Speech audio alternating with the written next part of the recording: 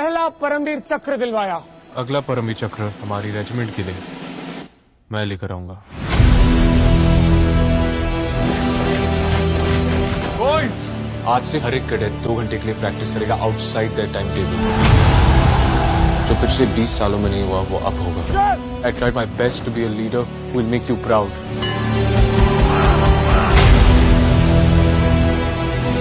मुझे भी आर्मी में ज्वाइन करना है तुम्हारी तरह। डॉक्टर, कैप्टन, किरण, क्षेत्रपाल। बॉर्डर पे हालात बहुत नाजुक है। Mom, I'm going to war. मेरे बहादुर शेर की तरह लड़ना।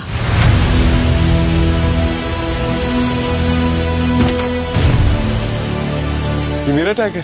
फामाकुस्ता। टैंक तुम्हारा घर है, जितना साफ घर रहेगा उतना साफ दिमाग रहेगा। तो जंग के मैदान पे गोल्फ खेलेंगे आप? जीतने के बाद लाहौर में। छोटा था ना तो मुझसे आर्मी की कहानियां सुना करता था। शायद आपके उन किस्सों ने ही उसे जाबाज बना दिया। और वो जाबाज अब एक किस्सा बन गया। आपका बेटा न सिर्फ हिंदुस्तानी बल्कि पाकिस्तानी फौज के लिए भी एक मिसाल है सर।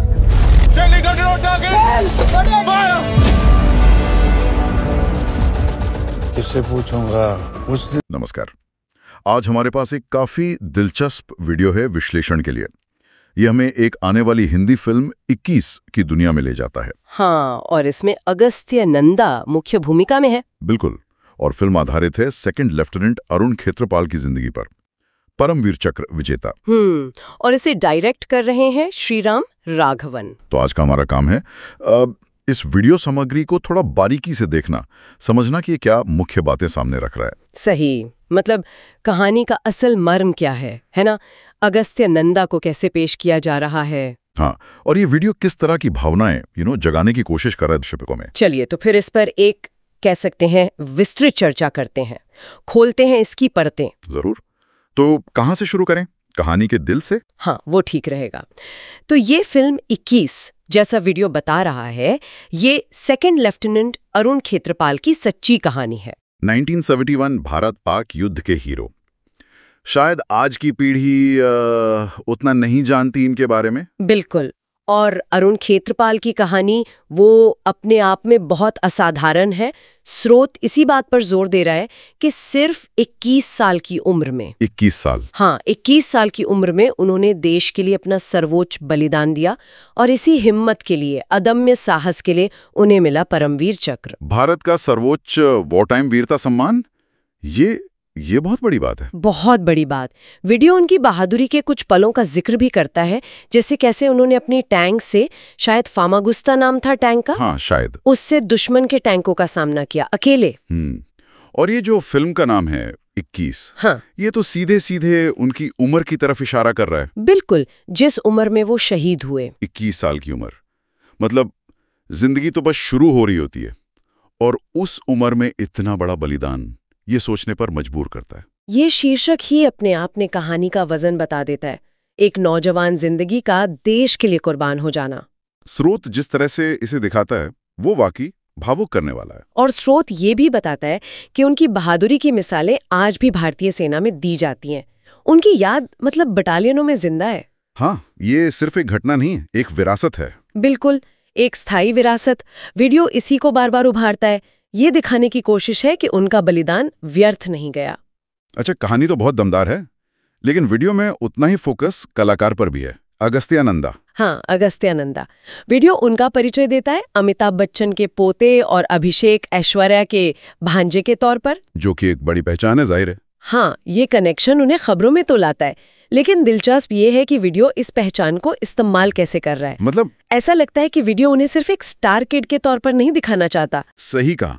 वीडियो का जोर इस बात पर ज्यादा है कि अगस्त्य यहाँ एक असली हीरो का किरदार निभा रहे हैं। हाँ, एक राष्ट्रीय नायक की कहानी। ये सिर्फ कोई फिल्मी हीरो वाली भूमिका नहीं है। वीडियो जैसे ये संदेश दे रहा है कि अगस्त्य इस गंभीर, इस वजनदार भूमिका के लिए तैयार हैं, सिर्फ अपने परिवार के नाम के सहारे नहीं। पर क्या वीडियो इसका कोई सबूत भी देता है? मतलब उनके अभिनय की कोई झलक? यह सिर्फ कहा जा रहा है। ये अच्छा सवाल है। देखिए, वीडियो में अगस्त्य के कुछ शॉट्स तो हैं, यूनिफॉर्म में है, इंटेंस लुक वगैरह। हाँ। लेकिन ईमानदारी से कहूँ तो स्रोत ज्यादातर इसी बात पर जोर देता है कि ये भूमिका उनके लिए कितनी बड़ी है, बजाय इसके कि वो इसमें कितने जम रहे हैं। इसके विजुअल सबूत कम है। अच्छा। ये ज्यादा एक प्रत्याशा, एक एंटिसिपेशन बनाने की रणनीति लगती है। हाँ, ये बात समझ आती है। स्रोत ये भी कहता है कि ये भूमिका अगस्त्य के करियर की सबसे बड़ी छलांग हो सकती है। बिल्कुल। एक नए कलाकार के लिए करियर की शुरुआत में ही परमवीर चक्र विजेता का किरदार मिलना, ये बहुत बड़ी जिम्मेदारी है। बहुत बड़ी।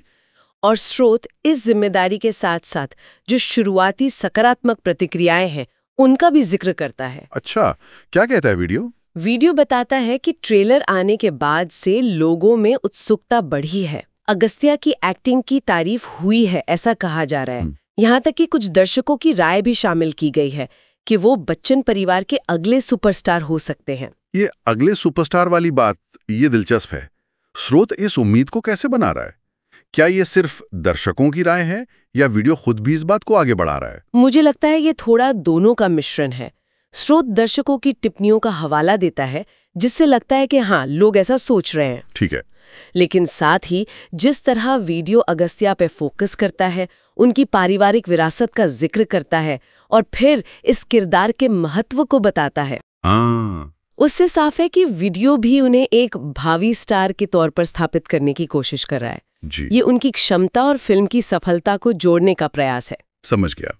चलिए अब थोड़ा फिल्म के निर्देशन और उसके अंदाज पर आते हैं। निर्देशक हैं श्रीराम राघवन। हाँ, श्रीराम राघवन। इनका नाम सुनते ही जहन में अंधाधुन, बदलापुर जैसी फिल्में आती हैं, थ्रिलर। बिल्कुल। उनका इस तरह की वॉर बायोपिक बनाना, ये अपने आप में काफी ध्यान खींचने वाली बात है। स्रोत इस पर क्या कहता है? स्रोत श्रीराम राघवन के नाम का जिक्र तो करता है, लेकिन इस बात पर ज्यादा विश्लेषण नहीं करता कि वो इस जॉनर में क्या नया कर सकते हैं। अच्छा। हालांकि सिर्फ उनका नाम ही दर्शकों में एक उम्मीद जगाता है कि ये फिल्म शायद पारंपरिक वॉर फिल्मों से कुछ अलग हो। हाँ, ये बात तो है। राघवन अपनी कहानी कहने की शैली के लिए जाने जाते हैं। किरदारों के मनोविज्ञान में उतरना, तनाव बनाना, हाँ, उनकी फिल्मों में ये दिखता है। तो ये देखना दिलचस्प होगा कि वो ये सब एक सच्ची वीरगाथा में कैसे डालते हैं। बिल्कुल। अब उन भावनाओं की बात करते हैं जिन्हें स्रोत बार बार उभारने की कोशिश कर रहा है। जज्बा, बलिदान, देशभक्ति, ये शब्द वीडियो में गूंजते रहते हैं। सही कहा। ऐसा लगता है फिल्म का मकसद सिर्फ कहानी सुनाना नहीं है, बल्कि इन गहराइयों तक दर्शकों को ले जाना है। स्रोत इसे सिर्फ तथ्यों की रिपोर्टिंग या एक्शन फिल्म की तरह नहीं दिखा रहा। नहीं, बिल्कुल नहीं। इसमें एक भावनात्मक अपील बहुत साफ है। वीडियो की भाषा, जो विजुअल्स इस्तेमाल किए गए हैं, हाँ। उनका कॉम्बिनेशन ऐसा है कि वो सीधे दर्शकों के दिल को छुएं। और जैसा आपने कहा, ये शब्द जज्बा, बलिदान, देशभक्ति, ये सिर्फ शब्द नहीं है, ये आधार हैं। हाँ, ये वो आधार हैं जिन पर स्रोत इस फिल्म की पूरी इमारत खड़ी कर रहा है। मुझे यहाँ एक और बात नजर आ रही है। स्रोत जिस तरह कहानी को पेश कर रहा है, उसमें एक संदेश भी है, जैसे वो आज की पीढ़ी को याद दिला रहा हो कि असली हीरो कौन होते हैं। ये बहुत महत्वपूर्ण अवलोकन है। क्या ये आज के समाज के संदर्भ में कुछ कहने की कोशिश है? लगता तो है। स्रोत वीडियो निश्चित रूप से अरुण खेत्रपाल को एक असली हीरो की तरह पेश करता है, शायद आज के दौर के जो तथाकथित हीरोज हैं उनके विपरीत। हाँ। ये कहने की कोशिश है कि सच्ची वीरता चमक दमक में नहीं होती, वो निस्वार्थ सेवा और बलिदान में होती है। वीडियो का स्वर ऐसा है मानो कह रहा हो, देखो ये है वो नायक जिनकी कहानियां हमें याद रखनी चाहिए। ये एक तरह से मूल्यों को फिर से परिभाषित करने का प्रयास भी लगता है। और ये हमें सीधे स्रोत के दृष्टिकोण और उसकी अपील पर ले आता है। ये वीडियो किसके लिए बनाया गया लगता है? हाँ, मतलब किन लोगों से ये सीधे बात करने की कोशिश कर रहा है। हाँ। इसका निशाना काफी स्पष्ट है। वीडियो सीधे तौर पर उन लोगों से जुड़ने की कोशिश करता है जो खुद को सच्चा देशभक्त मानते हैं। ठीक है। या जो भारतीय सेना के प्रति सम्मान रखते हैं। साथ ही ये उन दर्शकों को भी लुभाने की कोशिश है जो बॉलीवुड में सिर्फ मनोरंजन नहीं बल्कि कुछ सार्थक, मतलब मीनिंगफुल सिनेमा, हाँ, सार्थक कहानियां और प्रेरणादायक चरित्र देखना चाहते हैं। यहाँ हीरो का मतलब सिर्फ एक्शन करने वाला नहीं है, बल्कि एक आदर्श प्रस्तुत करने वाला है। अगर हम इस अपील का थोड़ा और विश्लेषण करें, बिना कोई पक्ष लिए, सिर्फ स्रोत को देखें, हाँ बिल्कुल, जो ये दिखता है कि स्रोत देशभक्ति की भावना का इस्तेमाल कर रहा है फिल्म के प्रचार में।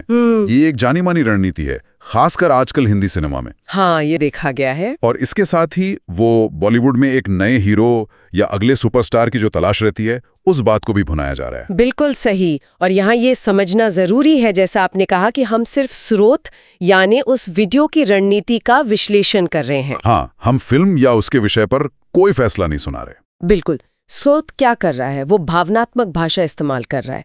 देशभक्ति के प्रतीक जैसे तिरंगा, सेना की वर्दी और अरुण खेत्रपाल की वीर गाथा को अगस्त्य नंदा के डेब्यू या कहे महत्वपूर्ण फिल्म से जोड़कर एक शक्तिशाली पैकेज बना रहा है। हाँ, एक तरह का पैकेज। ये दर्शकों को फिल्म से पहले ही भावनात्मक रूप से जोड़ने की, इन्वेस्ट करने की कोशिश है। और इसी कड़ी में स्रोत वीडियो के अंत में एक सवाल भी छोड़ जाता है ना? हाँ बिल्कुल। वो सवाल दर्शकों से सीधा पूछा गया है। क्या सवाल है? क्या अगस्त्य नंदा 21 के साथ बॉलीवुड के अगले सुपरस्टार बन पाएंगे? अच्छा। हाँ, ये सवाल कई काम करता है। एक तो ये दर्शकों को बातचीत में शामिल करता है, उन्हें अपनी राय बनाने के लिए उकसाता है। एंगेजमेंट। बिल्कुल। दूसरा, ये फिल्म रिलीज होने तक उत्सुकता बनाए रखता है। और तीसरा, जैसा हमने पहले भी बात की, हाँ, ये अगस्त के प्रदर्शन और फिल्म की संभावित सफलता को सीधे तौर पर जोड़ देता है। इससे दोनों पर दाव और बढ़ जाता है। सही कहा। तो कुल मिलाकर आज की हमारी इस पूरी चर्चा में हमने देखा कि कैसे ये स्रोत वीडियो 21 फिल्म को कई स्तरों पर पेश कर रहा है। ये एक वीर गाथा है। 1971 युद्ध के एक, कह सकते हैं कि कुछ हद तक गुमनाम नायक की कहानी। हाँ, बहुत लोगों के लिए। ये श्रीराम राघवन जैसे निर्देशक की वापसी है, एक अलग जॉनरा में। बिल्कुल। ये अगस्त्य नंदा के लिए एक बहुत महत्वपूर्ण मोड़ है। और इन सब के ऊपर ये देशभक्ति और बलिदान की भावनाओं को जगाने का एक जोरदार प्रयास है। हाँ, हमने अरुण खेत्रपाल की प्रेरणादायक कहानी पर बात की, अगस्त्य नंदा से जुड़ी उम्मीदों पर और उन्हें कैसे पेश किया जा रहा है। फिल्म का जो भावनात्मक और देशभक्तिपूर्ण पहलू है और स्रोत वीडियो की जो मार्केटिंग स्ट्रैटेजी है, उस पर भी हमने गौर किया। सही कहा। ये स्रोत बहुत कुशलता से एक ऐतिहासिक घटना, एक व्यक्तिगत कहानी और एक नए सितारे के उदय की संभावनाओं को एक साथ बुनता है। फोकस साफ है, भावनात्मक जुड़ाव और मुख्य अभिनेता के प्रति उत्सुकता जगाना। बिल्कुल। और देशभक्ति का तड़का इसे और प्रभावी बनाने की कोशिश करता है। इस सारी बातचीत से मेरे मन में एक सवाल घूम रहा है, शायद सीधे तौर पर वीडियो में नहीं है पर जुड़ावा है। हाँ, पूछिए। जब हम वास्तविक जीवन के नायकों की कहानियों को सिनेमा में लाते हैं, तो क्या हम उनकी विरासत के साथ हमेशा न्याय कर पाते हैं? या फिर उसे मनोरंजन बनाने की प्रक्रिया में कहानी का जो असल सार है वो कहीं खो जाता है? ये वाकई एक बहुत गहरा और महत्वपूर्ण सवाल है और इसका कोई आसान जवाब नहीं है। ये एक दो-धारी तलवार की तरह है। कैसे? देखिए, एक तरफ तो सिनेमा इन कहानियों को बहुत बड़े दर्शक वर्ग तक पहुंचाने का एक शक्तिशाली माध्यम है। हाँ, ये तो है। खासकर उन पीढ़ियों तक जो शायद इतिहास की किताबों में इन नायकों के बारे में ना पढ़ें। तो ये उनकी स्मृति को जीवित रखने का, उनके बलिदान को सम्मान देने का एक तरीका हो सकता है। ये लोगों को प्रेरित कर सकता है। और दूसरी तरफ जैसा आपने कहा, व्यावसायीकरण का खतरा हमेशा रहता है। मतलब कमर्शियलाइजेशन। हाँ, कहानी को ज्यादा नाटकीय बनाने के चक्कर में, तथ्यों को तोड़ने मरोड़ने या नायक को एक फिल्मी हीरो के खांचे में फिट करने की कोशिश में असलियत कहीं पीछे छूट सकती है। तो फिर सवाल उठता है। हाँ, फिर सवाल उठता है कि क्या हम उस व्यक्ति और उसके बलिदान का सच में सम्मान कर रहे हैं या महज उनकी कहानी का इस्तेमाल कर रहे हैं अपने फायदे के लिए? ये संतुलन साधना बहुत बहुत मुश्किल है। तो ये दर्शकों के लिए सोचने का एक बिंदु हो सकता है कि जब वो 21 जैसी फिल्में देखें तो इस पहलू पर भी थोड़ा विचार करें। बिल्कुल। ये सोचना जरूरी है कि ऐसी फिल्में देखते हुए हम सिर्फ कहानी का उपभोग कर रहे हैं या उस कहानी के पीछे के इंसान को, उसके मूल्यों को, उसके बलिदान को भी समझ रहे हैं। क्या ये फिल्में हमें सिर्फ भावनात्मक रूप से उत्तेजित करती हैं? हाँ, या हमें इतिहास और अपने नायकों के बारे में और ज्यादा जानने के लिए भी प्रेरित करती हैं? ये विचार शायद दर्शकों को अपने अनुभव को और गहराई से समझने में मदद कर सकता है।